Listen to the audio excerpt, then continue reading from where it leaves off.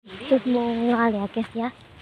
Kita mau melihat situs Mongal itu kayak gimana di tempat yang kedua. Oke, stay tune. Assalamualaikum. Ini jalan dulu.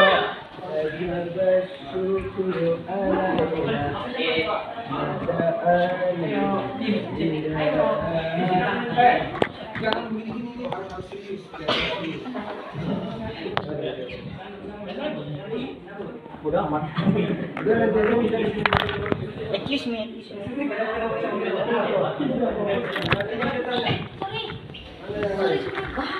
Sabar, Nek. Udah perhatikan? Udah? Semua? Nah, hari ini posisi kita di situs Bongal, di Bongal. Ya, adanya di kali ini. Dan nanti melaksanakan Bongal. Ini salah satu tempat berkumpulnya para pedagang yang dari Hongzhou, Cina juga. Jadi berkumpulnya di Bongal. Kemudian diperhatikan Mekah, kemudian Madinah. Nah, nanti di sini Baghdad, di Persia sebenarnya.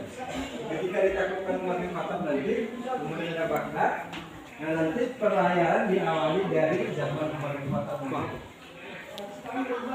Nah, kapal-kapal yang berlayar itu dari daerah Persia. Daerah Persia ada Turki, Ustaz, dan Sarawak. Nah, mereka berlayar nanti sampai bertemu di Bongal. Disinilah terjadi barter, pertukaran perdagangan, barang dagang. Jadi pahami, salah satu kota metropolitan yang bisa memiliki itu. Nah, kemudian mereka kan dengan kapal. Nah, salah satu bukti kapalnya adalah ditemukannya kemudi kapal. Ini kemudi kapal. Ini nggak kelihatan. Ini kemudi kapal. Ini kapal. Ini gambar. Kemudi kapal Oman. Oman ini adalah salah satu wilayah Persia dulu. Ada Bukhara, ada Yaman, ada Oman. Nah, Oman ini lebih dekat ke daerah pesisir. Nah, jadi semua kapal-kapal dari Oman. Nah, panjang kemudi kapalnya sekitar 4,5 dinar dirham. Dinar dirham. Karena perdagangan Islam kan. Nah, dinar dirham. Nah, untuk timbangan barang, untuk menimbang barang itu pakai alat ini namanya ukiah. Ini ada ukiah. Ini satuannya. Ini alat timbangnya.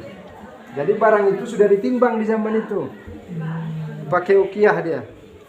Di sini terang kan? Alat ukur seberat 2,5 ukiah dari situs Bongal. Jadi barang itu ditimbang dengan satuan ukiah ini. Nah, berapa yang mau dibayar nanti? Nah, setiap mata uang itu ada lafaz la ilaha illallah, ada bismillah. Dari situ juga ditulis. Yang kita tulis di sini itu hasil dari sini. Oh, memang ada tulisannya di sini. Dari tiga nanti Pak ya. Khalifahnya siapa itu ditulis. Tahun berapa? Nama khalifahnya juga. Oke. Nah, ini kan disebutkan. Dirham dinasti Abbasiyah dicetak di masa Khalifah Al-Ma'mun tahun 1197 Hijriah. Nah, di sini ada tulisannya. Dalam koin juga ya. Dalam koin ada tulisannya. Kayak mata uang kita sekarang ada tahunnya, ada Iya, Pak. Nah, kemudian di samping tadi keramik Nusapura juga keramik dinasti Tang. Mereka juga memperdagangkan keramik dinasti Tang. Dinasti Tang ini sezaman dengan Abbasiyah. Kalau Islam kan namanya Abbasiyah. Nah, kalau Cina itu dinasti Tang. Dinasti Tang. Iya, sebelum dinasti Tang ini ada namanya dinasti Song. Ya, dinasti Song itu sezaman dengan Umayyah. Umayyah. Nah, mereka juga memperdagangkan keramik.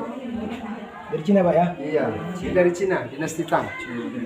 Nah, kemudian karena di situ sudah hidup masyarakat, mereka juga sebagai pengrajin. Ternyata mereka menghasilkan karya-karya yang sangat bagus saat itu. Ini cetakannya. Intinya masyarakat yang ada di Bongal itu dulunya itu sudah berpenghasilan sendiri, punya karya, ya kan? Udah bisa buat ini cetakannya. Kita udah bisa buat apa hari ini? Mereka sudah bisa itu coba manual.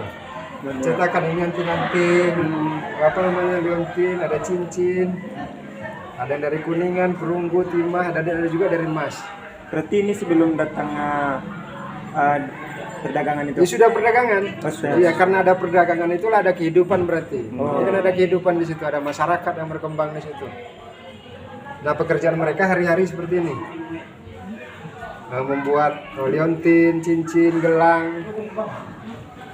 Nah, kemudian salah satu yang sangat berharga saat itu di Bongal adalah pohon kafur.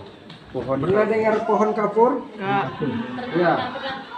Nah, kalau di Al-Quran juga ada nih cerita kafur, air kafur, surah Al-Insan ini. Air di surga nanti minum air kafur. Nah, ternyata getahnya ini yang paling mahal, yang disuling itu nanti. Kalau dia ditepungkan, maka harga 1 gram itu sekitar 30 sampai 50 juta waktu itu. Sangat mahal. Iya. Sangat mahal. Inilah yang paling mahal dulu komoditinya. Rempah-rempah yang paling mahal adalah getah kapur. Nah, itu yang dicari dulunya. Bahkan banyak sahabat juga waktu meninggal dimandikan dengan air kapur. Bukan kapur barus ya. Yang sekarang kan yang bola-bola itu bukan itu. Sebenarnya bukan kapur itu yang dimaksud Rasul, tapi kapur yang begini dari pohon kapur. Nah, dia juga bisa dibuat wangi-wangian. Salah satu juga mereka membuat wangi-wangian saat itu. Nah, untuk menyulingnya dimasukkanlah ke dalam botol kaca. Ini botol kaca yang besar, penyulingan di awal. Jadi para sahabat itu sudah membuat botol kaca. Nah, itu di zaman Abbasiyah para sahabat itu di Kufah membuat botol kaca. Nah, ketika nanti sudah dalam berjumlah besar, maka dijuallah dengan botol kecil. Ini botol kecilnya.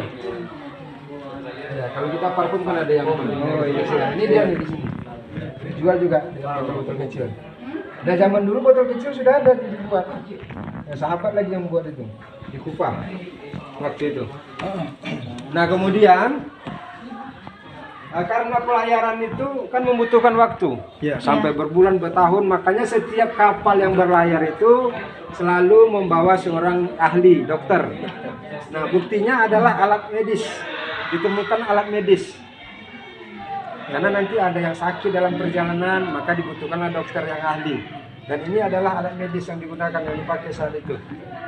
Dan termasuk ini mungkin untuk numpu obat kita juga nggak ngerti. Ini kuping kan? Kalau kita lihat kan kuping apa konde apa, ternyata tidak. Nah, ternyata para ilmuwan bilang ini alat medis. Alat medis. Alat medis ini. Ada jepit apa nih? Jengkol apa sih? Nah, ini kayak gini. Mungkin alat operasi lah ya, bisa jadi. Ya, cabut luka. Nah, kemudian juga di sana ditemukan manik-manik. Nanti lebih jelas bisa dibaca nanti. Di sana juga ditemukan manik-manik. Ini cukup mahal ini Pak, manik-manik. Sangat banyak sekali ditemukan. Apa bahannya itu Pak? Ada yang dari batu, ada yang dari kaca.